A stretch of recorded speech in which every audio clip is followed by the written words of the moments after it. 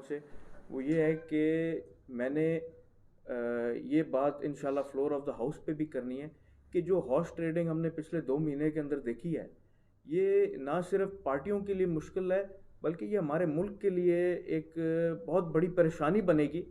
اگر آج آپ دیکھیں کہ کوئی بھی دنیا کی طاقت 2-4 ارب روپے استعمال کرے تو ہمارے ملک میں حکومت ادھر سے ادھر ہو جاتی ہے۔ فلور کراسنگ کے اوپر ایک اصول ہونا چاہیے، ایک قانون ہونا چاہیے کہ اگر کسی ممبر نے فلور کراسنگ کرنی ہے تو وہ اس جماعت سے استعفیٰ دے، دوبارہ الیکشن لڑ کے آئے، دوسرے پلیٹ فارم سے آئے، دوسرے مینڈیٹ سے آئے، اور پھر آ کے جدھر مرضی جانا چاہتا ہے، جدھر مرضی ووٹ ڈالنا چاہتا ہے ڈالے۔ میری یہ جو ممبرز پی ٹی آئی کے منعرف ہوئے تھے ان سے بھی یہ سوال ہے کہ جب 2018 کا الیکشن ہوا تھا، کہیں نہ کہیں عمران خان زندہ باد کا نعرہ تو مارا ہوئے گا، کہیں نہ کہیں عمران خان یا پاکستان تحریک انصاف کے نعرے تو مارے ہوئیں گے ووٹ لینے کے لیے۔ مجھے اس بات کا علم ہے، میں پاکستان تحریک انصاف کی ٹکٹ سے نہیں لڑا، میں صرف سیٹ ایڈجسٹمنٹ پہ ان کے ساتھ تھا، لیکن میں پاکستان تحریک انصاف کے NA 68 میں جلسوں میں بھی گیا، ان کے ساتھیوں کو جا کے مل کے میں نے ان سے ووٹ کی ریکویسٹ بھی کی تھی، انہوں نے ووٹ ڈالا بھی مجھے، اور میں اسی مینڈیٹ کو مد نظر رکھتے ہوئے میں نے یہ فیصلہ کیا تھا کہ جب 2018 میں اگر ایک بندے نے بھی مجھے ووٹ دیا ہے عمران خان کے کہنے پہ، تو اس ایک بندے کی بھی میں نے عزت رکھنی ہے اور اس کا ووٹ کا حق ادا کر کے دکھانا ہے اس کو۔ اور میرا یہی سوال ہے ان MNA سے جو آج پی ٹی آئی کی سیٹوں پہ جیتے ہوئے منعرف ہو کے اپوزیشن میں بیٹھنے کی کوشش کر رہے ہیں کہ آپ لوگوں نے عوام کا مینڈیٹ لیا تھا پی ٹی آئی کے کہنے پہ۔ میں الیکٹیبلز کی سیاست سمجھتا ہوں، ہم سارے الیکٹیبلز گنے جاتے ہیں، لیکن آپ لوگ اگر الیکٹیبلز اپنے آپ کو کہتے ہیں، آپ کو 1000 ووٹ، 5000 ووٹ، 10,000 ووٹ، کچھ نہ کچھ تو پی ٹی آئی کا یا عمران خان صاحب کا ووٹ پڑا تھا، اس ووٹ کی عزت رکھتے ہوئے، اس عوام کی عزت رکھتے ہوئے آپ ساروں کو چاہیے تھا کہ آپ لوگ پہلے استعفے دیتے، پھر دوبارہ الیکٹ ہو کے آ کے جس مرضی پارٹی کے ساتھ ووٹ آف کانفیڈنس کے ساتھ دیتے، وہ علیحدہ بات تھی۔ بٹ جو طریقہ اس دفعہ اپنایا گیا ہے، جو طریقہ پچھلے 2 مہینے میں اپنایا گیا ہے، اس سے زیادہ میں نہیں سمجھتا شرمناک کوئی بات ہو سکتی ہے کہ یہ ایک واضح میسج جاتا ہے پوری دنیا کو کہ آپ 2-4 ارب روپے خرچ کرو پاکستان میں تو حکومت ادھر سے ادھر ہو سکتی ہے۔ ہم لوگ انشاءاللہ تعالی، میں مونس الہی صاحب، پرویز صاحب، ہم کھڑے تھے عمران خان کے ساتھ، ہم کھڑے ہیں اس کے ساتھ، اور انشاءاللہ آگے بھی کھڑے رہیں گے۔ اور میرا لیڈر آف دا اپوزیشن کے لیے نامنیٹ ہونا صرف اور صرف یہ وجہ ہے کہ ہم نہیں چاہتے کہ ایک ربر سٹیمپ حکومت بنے۔ 2 جماعتیں، ایک جی ڈی اے اور ایک PMLQ ہے۔ پی ٹی آئی نے اپنے استعفے دے دیے ہیں اور اب ان کے استعفے منظور ہوتے ہیں نہیں ہوتے وہ ایک علیحدہ بات ہے۔ بٹ تیسری جو ایک قوت ہے وہ ہے جو پی ٹی آئی کے منعرف اراکین ہے، سب سے زیادہ تعداد ان کی ہے، اس کے بعد ہماری اور جی ڈی اے کی برابر ہے، ہم بھی 3 ممبر ہیں اپوزیشن میں، جی ڈی اے بھی 3 ممبر ہیں،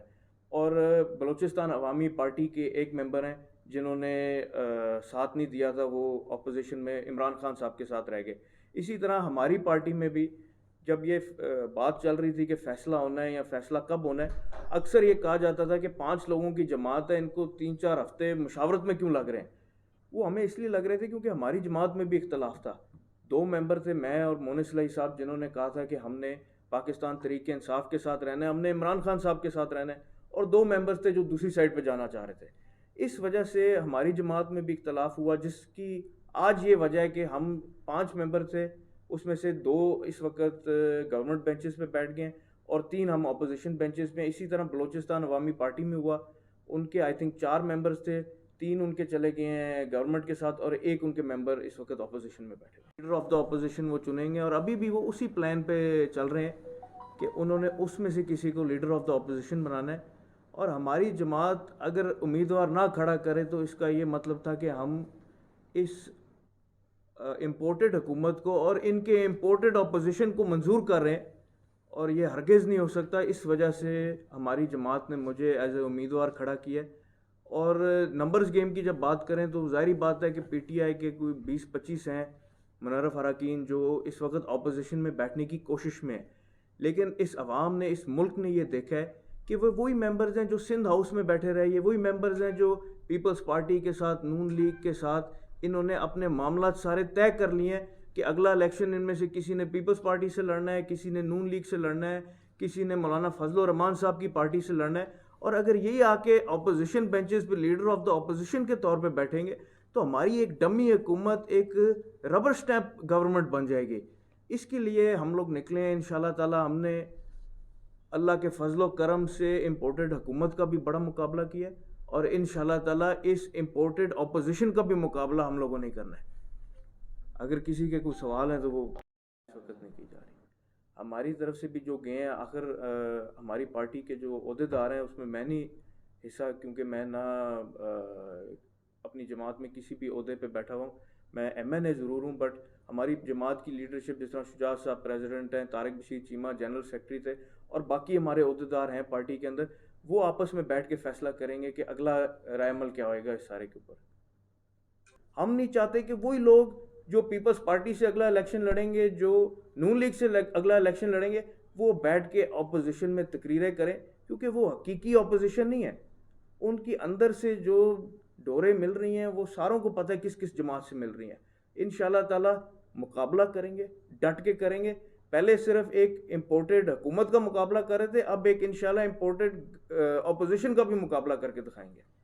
میری سب سے پہلے کوشش یہ ہوگی کہ ایسی لیجسلیشن ہوئے جس میں فلور کراسنگ پہ کمپلیٹلی بین لگ سکے، کہ اگر آپ نے اپنا مینڈیٹ بدلنا ہے، اگر آپ نے اپنی چوائس بدلنی ہے، تو آپ عوام کے مینڈیٹ کو دوبارہ حاصل کر کے واپس آئیں اور اپنی چوائس بدلیں. آپ کو فری میں مینڈیٹ بدلنے کے لیے یا فلور کراسنگ کرنے کی اجازت نہیں ہونی چاہیے. حکومت ہے یہ 8-10 پارٹیوں کے ساتھ مل کے حکومت بنی ہے، اس میں ہمارے بھی 2 ممبر شامل ہیں،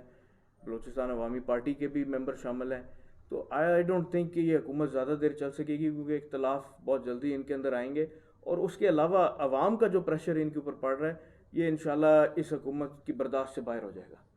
جو ٹویٹ اس وقت کافی وائرل بھی ہوا ہے، وہ ایک کسی نے فیک اکاؤنٹ بنایا ہے، جس فیک اکاؤنٹ سے وہ ٹویٹ ہوا ہے، تو اس میں کوئی حقیقت نہیں ہے. اچھا سر، یہ بتائیے کہ لیجسلیشن ہوئے جس میں فلور کراسنگ پہ کمپلیٹلی بین لگ سکے، کہ اگر آپ نے اپنا مینڈیٹ بدلنا ہے، اگر آپ نے اپنی چوائس بدلنی ہے، تو آپ عوام کے مینڈیٹ کو دوبارہ حاصل کر کے واپس آئیں اور اپنی چوائس بدلیں. آپ کو فری